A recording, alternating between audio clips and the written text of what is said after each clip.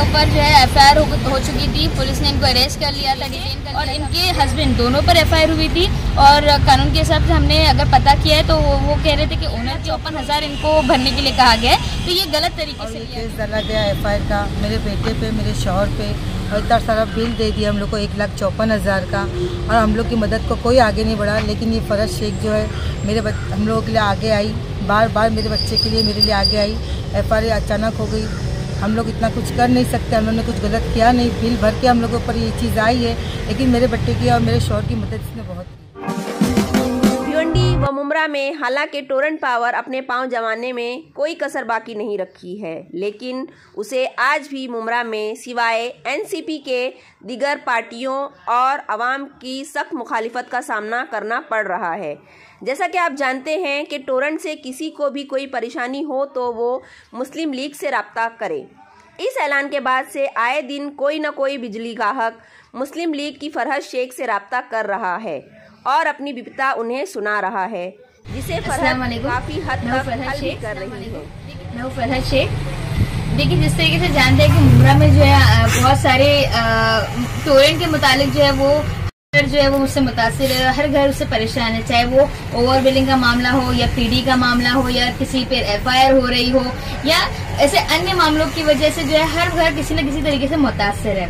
तो जैसे कि हम लोगों ने कहा था कि टोरेंट वाले जो है जगह जगह जाकर जो है वो मीटर चेंज कर रहे हैं। तो ये कुछ उनका 2-3 महीने से जो मीटर चेंजिंग का अभियान चल रहा था, तो मुस्लिम लीग ने जो है एक ऑब्जेक्शन लेटर जो है लोगों की सहूलत के लिए जो बनाया था, और लोगों ने माशाल्लाह उसका बहुत बेहतरीन तरीके से इस्तेमाल किया और बहुत सारे ऑब्जेक्शन लेटर जो है वो टोरेंट पावर में दाखिल किए गए। और उसका बहुत अच्छा फायदा ये भी हुआ कि लोगों की वहां पर ऑब्जेक्शन लेटर डालने के बाद वो उनके मीटर चेंज नहीं हुए। मैंने आप लोगों को ये भी बताया था कि अगर ऑब्जेक्शन लेटर डालने के बाद हम लोग कंज्यूमर फोरम में भी जो है वो अपनी कंप्लेंट दाखिल कर सकते हैं। लेकिन कब? जब आपकी टोरेंट में आपने एक कंप्लेंट दिया और उसकी अगर सुनवाई नहीं हो रही, 15 दिन का आपका टाइम रहता है, अगर वो टाइम एग्जॉस्ट हो जाता है उसके बाद भी आपका जो है वो काम नहीं होता है, तो कंज्यूमर फोरम में जो है आप अपनी कंप्लेंट जो है दाखिल कर सकते हैं। तो इसकी लिंक जो है मैं नीचे नीचे जो है वो ये मेंशन करेंगे, नीचे इसकी लिंक दी जाएंगी।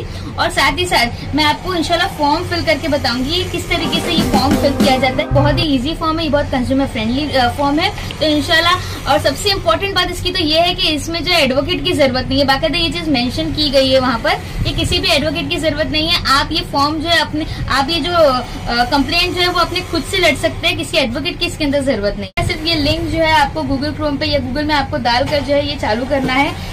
लिंक चालू करते ही जिस तरीके का पेज आपको ओपन होगा जिसमें ये लिखा रहेगा कंज्यूमर ग्रीवेंस रेडरेसल फोरम, जिसमें आपको सबसे पहले जो है are you existing consumer of MSEDCL, उसमें आपको येस पे क्लिक करना है। उसके बाद जो है कंज्यूमर नंबर आपको डालना है। कंज्यूमर नंबर आपने एक बार डाल दिया, उसके बाद गो पे क्लिक करके नीचे जो है वो सारी डिटेल्स आपकी अपने आप जो है यहाँ पर आ जाएगी, जिसमें आपके कंज्यूमर नंबर, एड्रेस वगैरह एवरीथिंग आपकी सारी पर्सनल डिटेल उसके अंदर मेंशन रहेगी।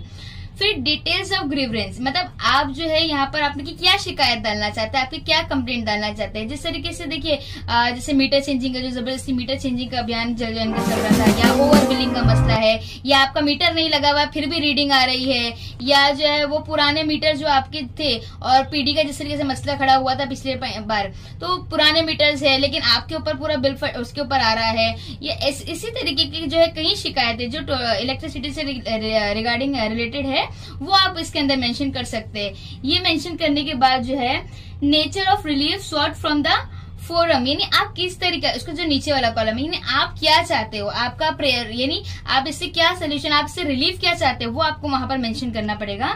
फिर उसके बाद लिखा रहेगा is the grievance represented by consumer representative. क्या आपको, क्योंकि क्या होता है ना, कभी कभी है ना हमारा जो बिल होता है वो हमारी माँ बहनों के नाम पर होता है, वो शायद ऑफिस वगैरह पे नहीं जा पाएगी, तो उनके घर में जो भी है, जैसे कोई मेल पर्सन होगा या कोई सोसाइटी का पर्सन होगा, तो वो जो है इसको रिप्रेजेंट कर सकता है। तो अगर कोई और कर रहा है तो हमको यहाँ पर येस पे क्लिक करना है, और जब आप येस पे क्लिक करोगे तो एक और जो है एक फॉर्म ओपन होगा जिसमें आपको ये लिखना है कि आपका केस कौन रिप्रेजेंट कर रहा है। तो यहाँ पर उसका जो डिटेल्स आ जाएगी, डिटेल्स के बाद आपको यहाँ पर रिलेशन मेंशन करना है कि जो आपका फॉर्म, जो आपका केस रिप्रेजेंट कर रहा है, जैसे कोई रिलेटिव है, नेबर है, या जो भी आपको रिप्रेजेंट कर रहा है वो आपको यहाँ पर मेंशन करना है। वो मेंशन करने के बाद जो है आपको देखिए ड्यूली साइन शेड्यूल ए, ये सबसे इम्पोर्टेंट चीज है इसके अंदर, क्योंकि ये फॉर्म भरना भी इसमें बहुत ज्यादा जरूरी है। अभी आप बोलोगे कि शेड्यूल ए फॉर्म कहाँ से आएगा, तो ये जो है सबसे ऊपर इसी पेज पर सबसे ऊपर की जानिब पे आपको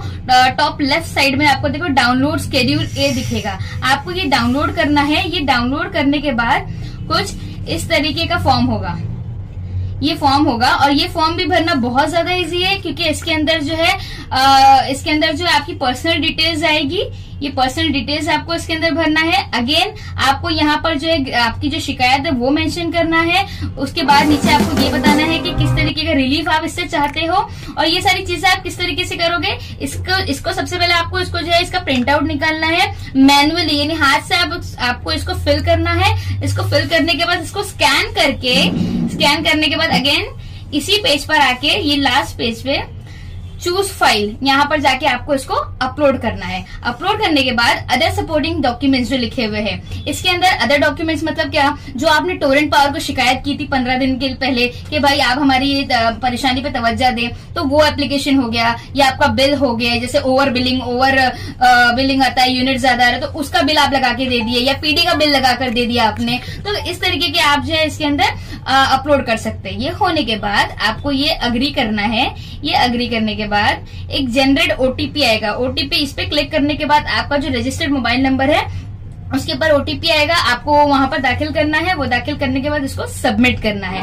ये सबमिट है तो ये बहुत ही इजी सा, मतलब जो आजकल की जनरेशन में मुझे लगता है ऑनलाइन सारी चीजें इतनी बेहतर तरीके से 2-5 मिनट में फॉर्म पूरा भर देती है, उनके लिए कोई मुश्किल बात नहीं है।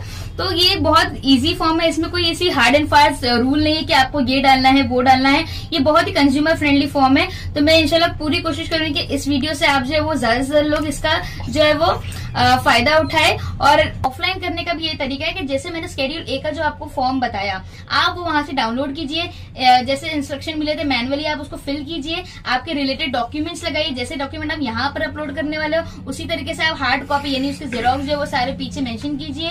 वो सारी चीजें जाकर आपको जो है महावितरण की ऑफिस जो भांडुप LBS मार्ट पर है, आपको वहां पर जाकर जो है इसकी कंप्लेंट दाखिल करनी रहेगी इंशाल्लाह। तो अगर वहां पर जाके, क्योंकि कुछ लोग जो ऑफलाइन प्रीफर करेंगे, तो ये उनके लिए अच्छा तरीका है कि आप ऑफलाइन भी इस तरीके से जाकर अपनी कंप्लेंट दाखिल कर सकते हैं। बावजूद भी अगर आपको किसी भी तरीके की तकलीफ या किसी भी तरीके की दिक्कत आती है तो नीचे कुछ नंबर मेंशन किए जाएंगे आपके हेल्पलाइन के लिए, तो आप जो उनसे कांटेक्ट कीजिए, क्योंकि मुस्लिम लीग ने आपसे हमेशा से वादा किया है कि वो आपके साथ स्टार्टिंग से एंड तक खड़ी है। सवेरा न्यूज नेटवर्क को लाइक करें, सब्सक्राइब करें और बेल आइकन दबाना ना भूलें।